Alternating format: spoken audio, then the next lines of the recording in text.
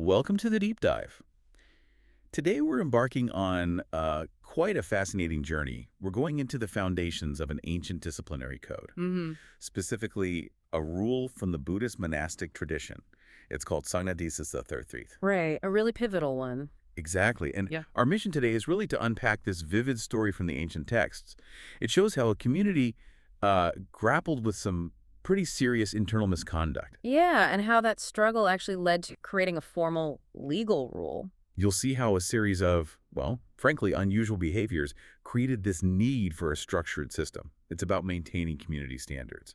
And just for context, when we say Sangha, we mean the monastic community, the monks. Good point. Okay, let's delve right into this historical account. So our story kicks off in ancient Savatthi, but it quickly moves us to this place called Kiṭāgiri. Ah, yes, Giri. This was home to a group of monks, the Assaji and Punabbasu. And, well, by all accounts, they weren't exactly your typical serene monks. No, not at all. The texts are pretty blunt. They call them shameless, wicked monks, engaging in a whole variety of improper behaviors. It's strong language, isn't it? It really is. And what's fascinating here is just the sheer breadth of it all. It wasn't just, minor slips. Right. They were explicitly called kuladusaga, corrupters of families, and involved in papasamakaro, which is wicked conduct. Really serious stuff. And what really set them apart, what makes the story so vivid, is the list of things they were doing. It's just so far from what you'd expect. No, absolutely. Imagine monks, okay, not just gardening, but really into it. Planting, watering, gathering flowers, meticulously tying them. Right, like making arrangements. Exactly. Single-stem garlands, double-stem garlands. But then, and this is key, they'd give these flowers to laywomen. Wives, daughters, maidens, daughters-in-law. Even female servants. It's quite specific. And their interactions, they went much further than just giving flowers, didn't they? Oh, way further. The texts talk about them eating, drinking, sitting, even sleeping together with these women. Sometimes from the same plate or cup, or under the same blanket or covering. It's a quite intimate detail. Yeah. And they were seen eating at improper times, which is a monastic rule break in itself, and pretty shockingly drinking alcohol. Alcohol, yeah, that's a big one. Then there's the personal adornment. They wore garlands themselves, perfumes, ointments. Sure. Just a complete contrast to the usual ascetic image. It paints quite a picture. And get this, dancing, singing, playing instruments, laughing. Often joining in with women who are dancing, singing, playing, laughing. It sounds more like a party than a monastery. It really does. And games. They played all sorts of games. Board games like 8 squares, 10 squares. Things like Sky Game or Dice too, more active stuff. And some really unique ones like the bamboo stick game or forehead marking game. It's a surprisingly detailed list. It is. And then there's the physical stuff, which is maybe even more surprising for monks. Right. Training in elephant riding, horse riding, chariot driving. Archery, swordsmanship. Swordsmanship. I mean, it's hard to reconcile that with the image of a monk, isn't it? Completely. They'd even run in front of elephants and chariots, practice wrestling, boxing. Yeah. It really shatters any kind of monolithic idea you might have about ancient monks. Definitely. It shows a huge range of, well, unmonastic behavior. And the peak, this sort of ultimate act described, was when they spread their robes in a performance arena. Yes. The dancer. And told a dancer to dance on them, basically. And even gave her a nalikam, a forehead mark. Which wasn't just a casual thing, right? That nalikam often signified favor, maybe even an offering to a performer. Exactly. So it's this incredibly secular, indulgent act. It really blurred the lines in a way that must have been deeply, deeply shocking to the wider community. You can see why, and this really gets to the heart of why it mattered so much. It wasn't just about rules being broken. No. It was about the impact. The text is very clear. Because of these monks, people who were faithful, who trusted the Sangha, became faithless. They became distrustful. The foundation was cracking. Totally. Donations dried up. Virtuous monks. They were leaving Kiṭāgiri, the wicked ones. They were staying and thriving, apparently. It was a full-blown crisis of trust. A breakdown of the whole community standard. Precisely. So this whole situation simmering away, it finally boils over when this virtuous monk from Kasi shows up. Right. He's traveling to Savatthi to see the Buddha. And he passes through Kiṭāgiri, and he finds it really hard to even get alms, basic food offerings. Because the locals actually preferred the other monks. Yeah. They openly preferred the Assaji and Punabbasu. They apparently described this visiting Kasi monk as weak, slow, and frowning. Ouch. Compared to the Kiṭāgiri monks who they saw as Charming, friendly, pleasant-speaking, smiling, and welcoming. So the problematic monks were actually more popular, at least on the surface. He seems like it. Anyway, this lay follower, an upasaka, he feels sorry for the Kasi monk and invites him for a meal. Okay. And when he finds out the monk is going to see the Buddha, he basically pleads with him, take a message for me. What was the message? Tell the Buddha that Kiṭāgiri is a corrupt dwelling. And he urged the Buddha, please, send monks to restore order here. A direct appeal. A direct appeal. So the Kaisi monk gets to Savatthi, meets the Buddha, and tells him everything. Laying it all out. Mm-hmm. And the Buddha's reaction, he first confirms the report, checks with the Sangha members there. Right. Due process? Exactly. Then he strongly rebukes the Assaji Punabbasu monks, in absentia at this point.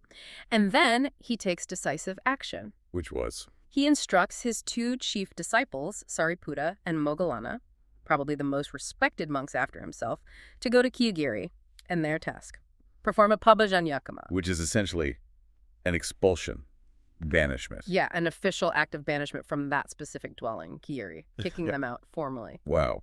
Setting the big guns. Absolutely. But interestingly, Sariputta and Moggallana, they actually express some concern. Oh, why? They call the Assaji Punabbasu monks fierce and harsh. They seem genuinely worried about potential trouble. So even the chief disciples were a bit intimidated. It seems so, which is, I think, a really telling detail. It shows the practical challenges of enforcement even back then.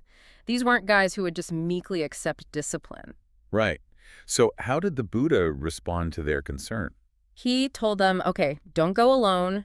Go with a large group of other monks. Strength in numbers. Makes sense. Safety and authority. Exactly. It highlights that enforcing rules, especially against charismatic or defiant people, needs more than just moral authority. Sometimes it needs practical backup. So this expulsion, the pabajanyakame, how did it actually work? Was it just get out? Oh, no. It was incredibly formal, structured. Think of it like a formal proceeding. Okay. First, the monks facing expulsion, the Assaji Punabbasu, would be formally accused. Then they'd be reminded of their duties, what's expected of a monk. Kind of a final warning. Sort of. Then they'd be specifically charged with the offense corrupting families, wicked conduct. After that, a competent monk, one qualified to do so, would formally announce it to the whole assembled Sangha, the group that traveled there. Right. They'd state clearly, these monks are corrupting families, their bad conduct is seen and heard. Then the actual motion for expulsion would be put forward. Like, we propose they should not reside in Kiṭāgiri anymore. Precisely that. And for it to pass, the Sangha had to affirm it, and the method for that was silence. The motion would be stated 3 times. And if everyone remained silent all 3 times? It meant unanimous consent. The expulsion was formally enacted by the community, very deliberate, very procedural. Okay, so the expulsion is formally done. Sariputta, Moggallana, the large group of monks, they carry it out. What happens next? Did the Assaji Punabbasu just pack their bags? Well, no, that's the next twist. Despite this very formal, very serious act of expulsion by the Sangha, led by the chief disciples, they didn't comply. He just refused? Pretty much. The texts say they didn't behave properly, showed no humility, didn't try to follow the teachings, didn't ask forgiveness from anyone. So 0 remorse. 0 remorse. Instead, they actually went on the offensive. They reviled and abused the Sangha members who expelled them. Wow. They accused them of being biased, of acting out of partiality due to desire, hatred, delusion, or fear. Basically turning the tables and attacking the integrity of the process. That's bold. Extremely bold. They caused more trouble and then just wandered away, left Kiṭāgiri, but not in compliance, more in defiance. So the expulsion didn't really work in terms of making them change or accept the judgment? Not immediately, no. And this defiance, this act of challenging the Sangha's authority and integrity after the formal procedure, that gets reported back to the Buddha. And this seems to be the crucial step. Why crucial? Because it demonstrated a gap. Just expelling them wasn't enough if they could simply defy it and accuse the Sangha itself. It showed the need for something more, a clearly defined rule, codified, that specifically addressed this kind of behavior and the defiant reaction to being disciplined. Ah, I see. So their defiance actually prompted the creation of the rule itself. Exactly. It seems that this whole sequence of events, the behavior, the investigation, the expulsion attempt, and crucially, the defiance led directly to the formal laying down of Saṅghādisesa rule number 13. Okay, so let's talk about the rule itself. Saṅghādisesa the 13th. What does it actually state? Well, it lays it out pretty clearly. It says, Basically, if a monk is living near a village or town and he's known as a corrupter of families, that specific term again, Right. and he has wicked conduct that is generally known, like it's seen and heard by people. Right. Public knowledge. Yes. Then other monks have a duty. They must tell him, "Friend, you are corrupting families, your conduct is wicked, leave this dwelling, it's not fit for you to live here." So it starts with a direct admonishment from his fellow monks. Correct. But then it anticipates the potential reaction based on what happened at Kiṭāgiri. The defiance part. Exactly. The rule says, if that monk responds by accusing the other monks of being biased, partial, due to desire, hatred, delusion, or fear, the same accusation, then the monks must stand firm. They have to reply essentially, "No, we are not partial. The issue is you. You are the corrupter of families. Your conduct is wicked. You must leave." So they have to refute the accusation and reiterate the charge. Yes. And if, after this direct confrontation and refutation, the monk still persists in his defiance, and this admonishment process, involving the formal Sangha assembly, is repeated up to 3 times. 3 times, the formal warning. Right. If he still refuses to comply or mend his ways after the 3rd formal admonishment by the Sangha, then he commits a Saṅghādisesa offense.